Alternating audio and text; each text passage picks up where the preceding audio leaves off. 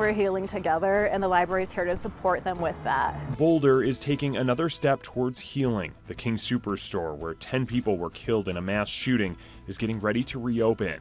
And Denver is showing support for its Safe Outdoor Spaces program, but some neighbors are concerned about where those sites are located.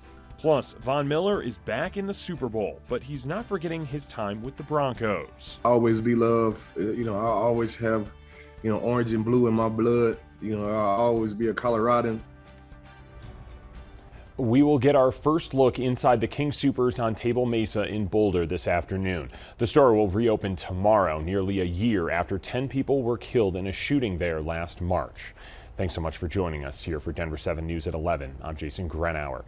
Reopening that store is just part of the community's journey towards healing after that tragedy. Denver 7's Veronica ACOSTA is in Boulder, where many people are happy to see the store open its doors once again.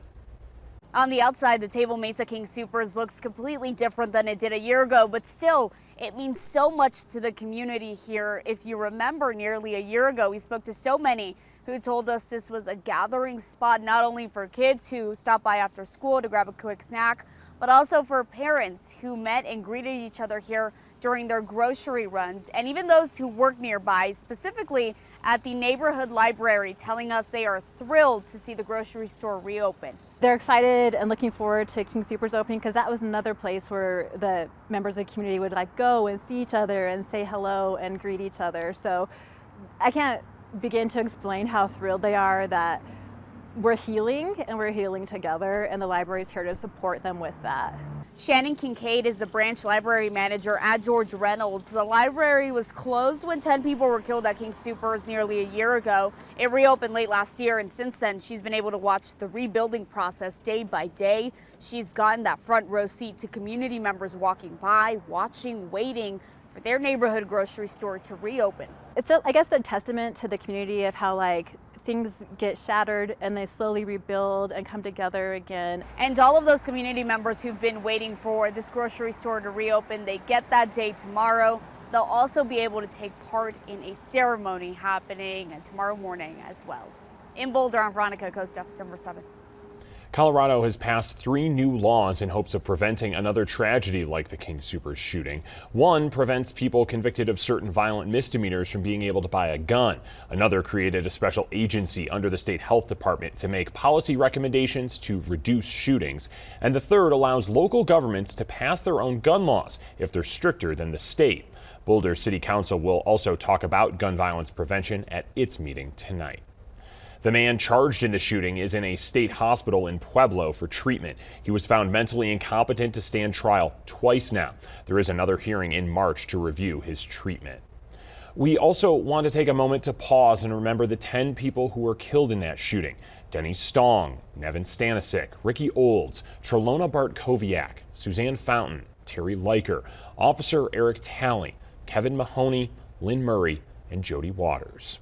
We've kept stories from family and friends on our website, thedenverchannel.com, and on the Denver 7 Plus app. You can read them anytime you'd like.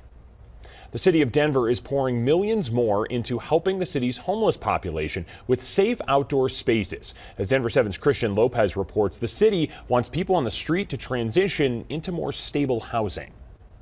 The city is showing faith in the Safe Outdoor Spaces program by giving them an additional $4 million in funding. This program puts homeless Coloradans in tents at its sites, fenced in with portable toilets, power, and Wi-Fi. The ultimate goal, though, is to transition them into more stable housing. It's run by the Colorado Village Collaborative. It started back in December of 2020. Last year, the program helped a total of 47 people get into more stable housing. We spoke with some people who live in the Lincoln Park neighborhood, though, which is near one of the sites, and they say they're not opposed to the program, but they do have some concerns about where these sites are located. To put 50 homeless people on one lot, I think there needs to be some sort of site-specific analysis that goes into determining where these sites are hosted. There's some days I don't even come out of the house. I just feel like I'm trapped in there. Unless somebody comes out, then I'll come out. The city is moving forward with the funding. 3, 2, 1. The city is moving forward with the funding, but some residents in that Lincoln Park neighborhood actually filed an appeal to have that site removed. This money, though, it is going to help the program operate a total of 4 sites and accommodate around 370 people that would otherwise be sleeping in tents, sidewalks, or in cars. Reporting in Denver, I'm Christian Lopez, Denver 7.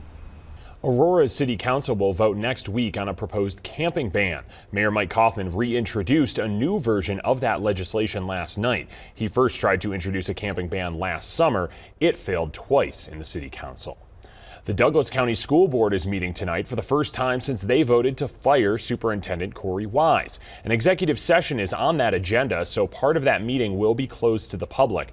That's when the board can explore personnel issues, including superintendent recommendations. Colorado school board elections have become increasingly competitive and increasingly expensive in recent years. Colorado lawmakers are now considering a bill to limit how much people can donate to school board campaigns. Now, it would cap individual contributions at $2,500 per candidate and donations from small donor committees at $25,000. Supporters point to Douglas County, where candidates in that last election raised more than $90,000 each. It will eliminate those really outlandish contributions that make everybody's eyebrows raise.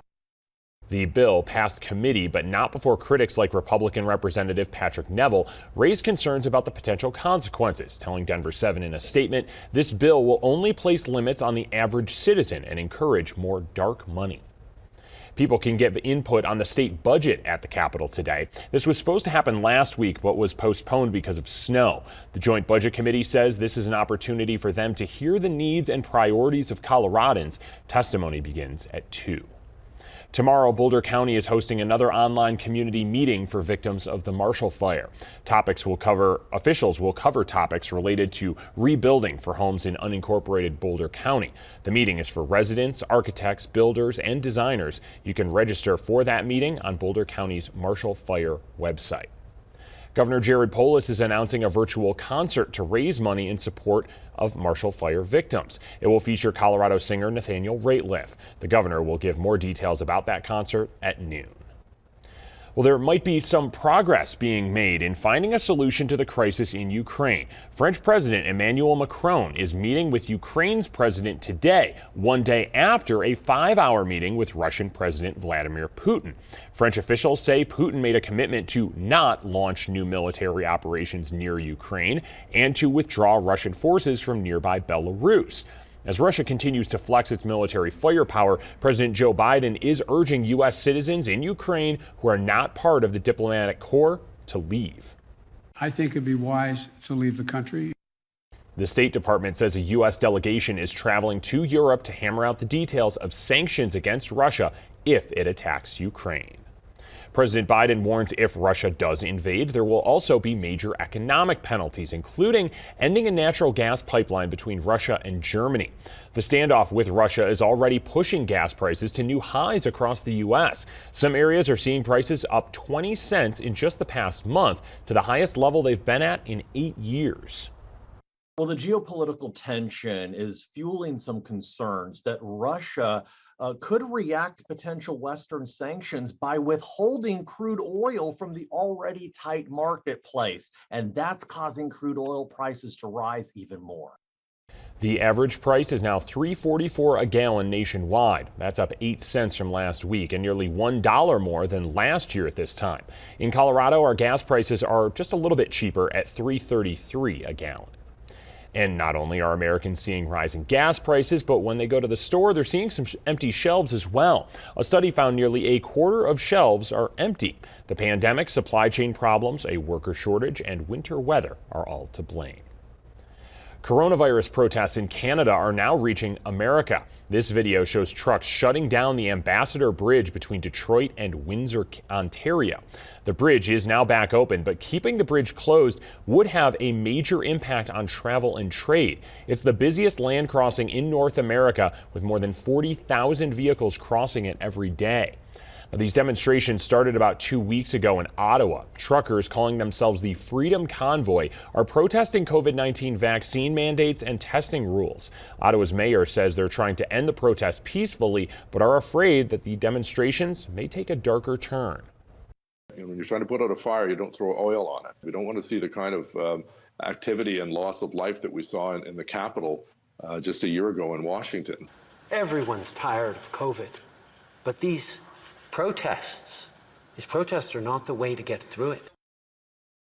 Police are now asking for more resources in order to control those protests. The police chief has also declared a state of emergency.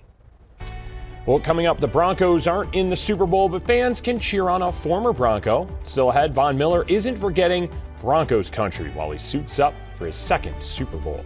Plus, the Golden Girls, are taking over CU Boulder. A cheerleading team is staying young by showing off their moves.